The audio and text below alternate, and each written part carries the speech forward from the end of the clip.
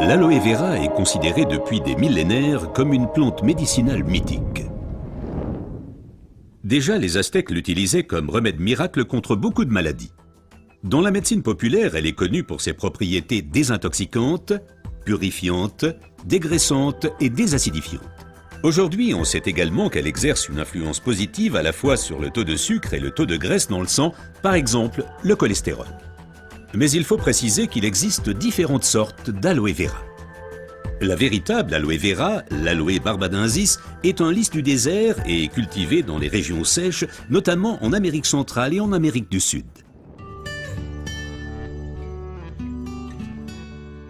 L'efficacité de l'aloe vera dépend principalement de son traitement, mais les différences se font dès la récolte.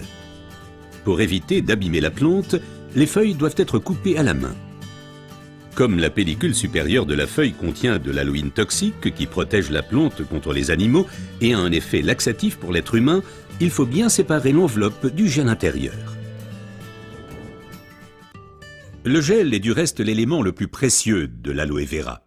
Il contient à lui seul plus de 150 composants importants et bénéfiques pour la santé tels que vitamines, enzymes, polysaccharides et oligoéléments. Et c'est précisément cette combinaison unique, cette association de différentes substances qui entraîne l'effet médicinal.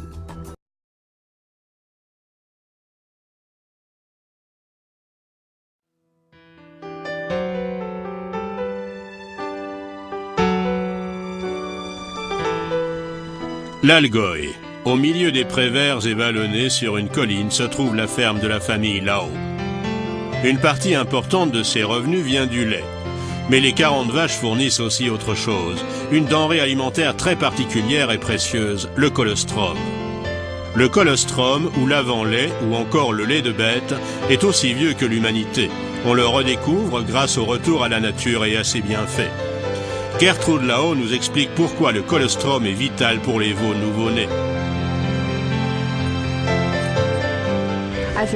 Le colostrum, nous l'appelons le lait des bêtes. Nous arrêtons de traire la vache 6 semaines avant de véler, et ainsi le lait de bête se construit dans le pis et l'organisme de la vache. Ce n'est qu'après avoir vélé qu'on va la traire, et le lait obtenu sera donné au veau.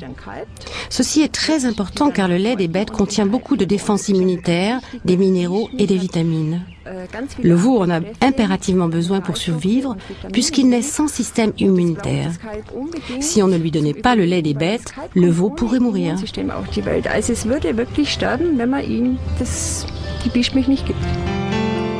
Les 2 traites de colostrum, aussitôt après la naissance, sont très importantes pour le veau.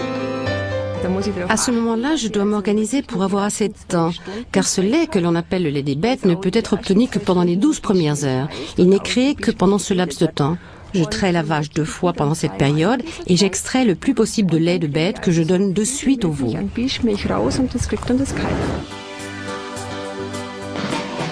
Le diététicien et conférencier, le Dr Sven Verschan, pratique de manière scientifique la recherche sur le colostrum. Dans les 12 premières heures, la vache produit le meilleur colostrum contenant un maximum d'ingrédients avec la concentration la plus élevée, en particulier l'immunoglobuline que nous connaissons sous le terme d'anticorps.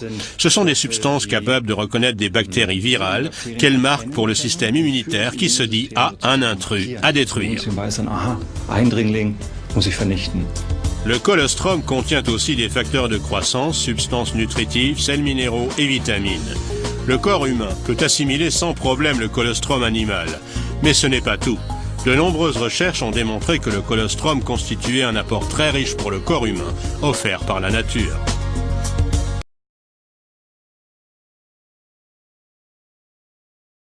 Avec ProBalance, vous proposez un second produit pour la régulation de l'équilibre acide-base de l'organisme. Qu'est-ce qui influe sur l'équilibre acide-base ? Tout d'abord, le tissu conjonctif. C'est le deuxième sujet que je me suis approprié. J'ai vraiment étudié toute la question, dans tous les sens. J'ai fait le tour du sujet. Et justement, j'ai lu qu'en Allemagne, le tissu conjonctif, c'est simplement la peau, ou au mieux que la cellulite en fait partie, et que sais-je encore. Enfin, toutes sortes de méconnaissances visibles du sujet. Mais le tissu conjonctif est partout. C'est l'un des organes les plus essentiels du corps. Il pèse plus de 10 kilos et il joue un rôle décisif dans le transport des éléments nutritifs depuis le circuit sanguin jusqu'à l'intérieur des cellules. C'est donc la voie de transit pour les éléments nutritifs. Et si ce tissu conjonctif subit un excès d'acidité, l'état sol des fluides corporels se transforme en un état gel et le chemin de transport est très ténu quand il n'est pas carrément bloqué. C'est pourquoi il est capital de bien surveiller le bilan acide-base et de neutraliser les acides en excès, par exemple au moyen de minéraux basiques. Les bases relient les acides et favorisent ainsi leur évacuation rapide du corps. Les bases les plus importantes sont le magnésium, le kalium et le calcium. On peut consommer sans crainte des aliments basiques tels que les fruits frais, les herbes, les salades, les infusions, l'eau plate, les pommes de terre épluchées, les légumes et les légumes secs. Les aliments contenant des acides doivent être consommés modérément. Une acidité excessive peut avoir de nombreuses conséquences. Douleurs d'estomac, maux de tête, augmentation de la tension artérielle, douleurs aux membres et aux articulations, ostéoporose, caries, troubles du sommeil, mal-être général, problèmes de peau, faiblesse du tissu conjonctif, problèmes de circulation sanguine et bien d'autres. Pour savoir si votre corps souffre d'un excès d'acidité, il suffit de mesurer le pH de l'urine avec un papier pH. Le pH de l'urine varie constamment au cours de la journée. Le matin, le pH est acide et jusqu'à midi, il oscille autour de la valeur 8 qui est basique. En comparaison, l'eau avec un pH de 7 est neutre. Le pH mesuré à l'aide du papier pH devrait idéalement se situer entre 6,8 et 7,2.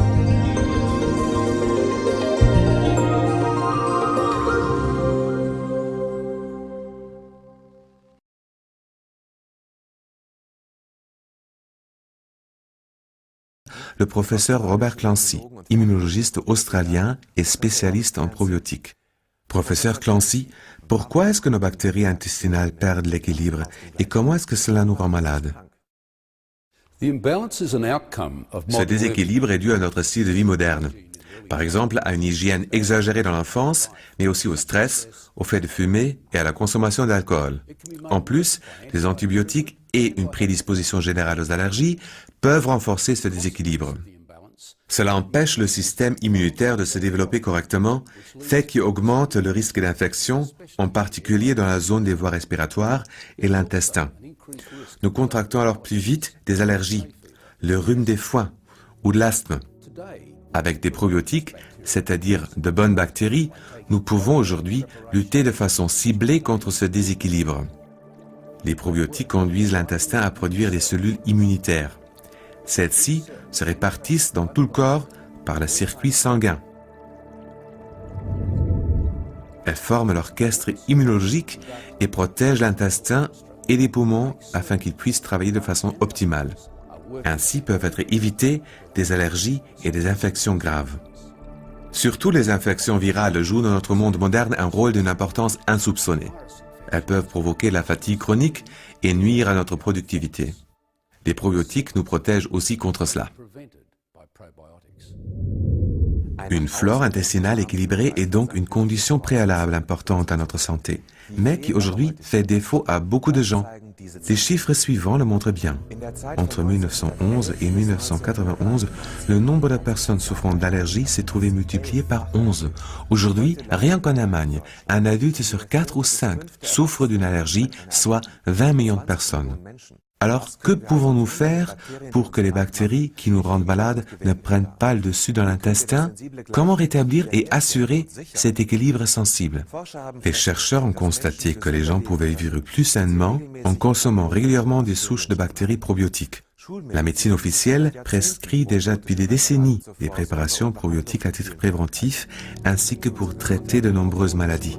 Si nous voulons soutenir notre santé avec des produits probiotiques, ceux-ci doivent toutefois remplir quelques conditions préalables importantes.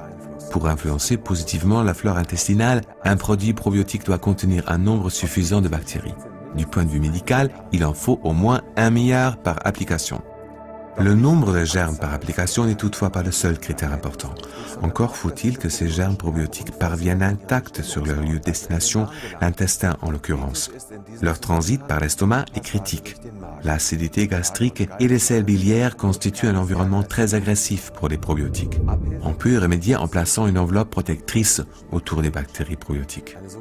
La micro-encapsulation, que certaines entreprises mettent en œuvre sous une forme brevetée, multiplie plusieurs fois le taux de survie des probiotiques. Cela augmente clairement la biodisponibilité des bactéries probiotiques. Outre ces deux conditions préalables, le type de souche bactérienne est lui aussi d'une importance particulière. La flore intestinale se compose de nombreuses souches bactériennes différentes. Pour cette raison, une souche est pratiquement incapable à elle seule de rétablir l'équilibre complexe de la flore intestinale. Les produits combinant le plus grand nombre possible de souches diverses fonctionnent le mieux.